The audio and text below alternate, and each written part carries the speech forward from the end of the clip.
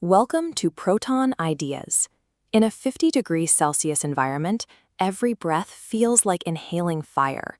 Survival in this extreme heat is an active, relentless struggle. Yet, if you step off the scorching sand and into certain ancient mud brick buildings, the air instantly drops to a cool 15 degrees. Walk down into the basement, and you will find blocks of solid ice. There are no humming compressors, no burning fuel, no electricity. This diagram shows our modern cooling cycle. We burn massive amounts of fossil fuels to generate electricity for air conditioning, which then vents heat and greenhouse gases right back outdoors. We are heating the planet to cool our living rooms. 2.5 millennia ago, long before the first wire carried a current, engineers in the arid Middle East were already freezing water in the middle of a blazing desert. Their materials were just mud, water, and geometry. They mastered the individual forces of the desert to achieve this. To understand how they engineered this refrigeration system, we must look at the isolated tools they used to bend the environment to their will. The defense against the heat begins at the perimeter of the home, where solar radiation and wind speed are manipulated simultaneously. This is a mashrabiyah.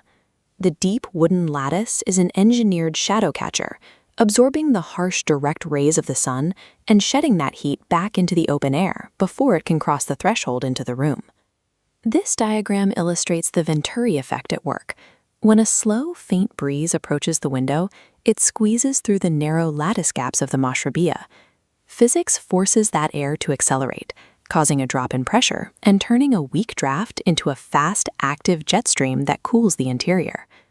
By combining these two principles, the mashrabiyah blocks the sun's radiation while generating active ventilation. It performs the jobs of both a sunshade and an unpowered mechanical fan. You are listening to us from Proton Ideas. When we pan up from the windows to the rooftops, we see the true scale of this engineering. The skyline of the ancient desert city of Yazd is dominated by hundreds of towers rising above the clustered mud brick roofs. This structure is called a Badgir, or Windcatcher. Down at street level, the air is stagnant and baking hot. The tall, open-slatted design of the tower bypasses that layer, reaching high into the sky to trap faster, cooler prevailing winds. Once captured, the wind is forced downward. As this column of air drops into the living space below, it physically displaces the stagnant, warm air already trapped inside the house, pushing it out through vents on the opposite side. The wind capture gives the building a set of lungs, constantly circulating fresh air. But even moving air at 50 degrees Celsius will eventually cook you. Circulation alone cannot drop temperatures to freezing. There is another layer to this system. The answer lies deep beneath the desert crust. This is the Qanat system, a vast network of underground aqueducts carved through the rock and soil. These tunnels carry fresh snowmelt from mountain aquifers directly beneath the desert cities. Because the water is shielded from the sun by tons of earth, it maintains a constant crisp temperature of 15 degrees Celsius, even during the peak of summer. You are listening to us from Proton Ideas. We have deep shade, high-velocity forced wind, and cold subterranean water. As isolated tools, they offer relief, but they cannot manufacture ice. The brilliance of Persian engineering lies in connectivity. By physically linking these separate structures together, they triggered a rapid thermodynamic shift. This brings us to the centerpiece, the Yakhchal. Translating to ice pit, it features a conical dome flanked by tall windcatchers. This structure is the nexus where all the elements converge. Let's look at how the Yakhchal and Qanat interact. This diagram shows the windcatchers pulling dry, searing desert air down the shaft and slamming it directly into the flowing 15-degree Qanat water running beneath the structure. This contact triggers rapid evaporative cooling. The dry air absorbs moisture from the stream, and the heat energy is consumed by the phase shift from liquid to vapor. That newly chilled air is dense and heavy, so it sinks and pools at the very bottom of the vault, while hot air exhausts through the vent at the top of the dome. But the actual ice is manufactured outside the dome through radiative cooling.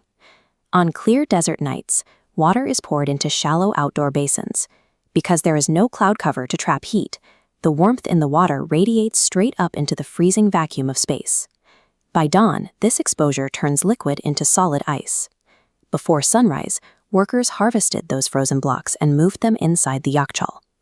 The thick mortar of the dome, a mix called Sarooj, and the constant evaporative draft kept the ice frozen through the peak of July.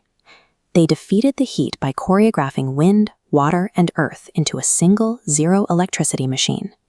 Jump to the present day. We build glass skyscrapers in desert climates, which essentially function as giant greenhouses. Pumping enough mechanical air conditioning into these buildings to keep inhabitable requires an astronomical amount of electrical energy. In modern desert metropolises like Abu Dhabi, architects recognize the limitations of mechanical cooling. They are returning to the 2,500-year-old principles pioneered by the Persians. Today, modern skyscrapers in the Middle East utilize dynamic, computerized versions of the mashrabiyah. By mechanically adjusting the lattice to track the sun, these buildings cut peak solar heat gain by over 50% before mechanical systems even activate. As global temperatures rise, the most effective technology for surviving our warming future is a return to the architectural physics of the ancient world. Thank you for watching the video. If you have not subscribed yet, please click the bell icon so that when we upload a new video, you will be informed. Please don't forget to like and give us energy with your comments, and send this video to your loved ones so we can be seen more.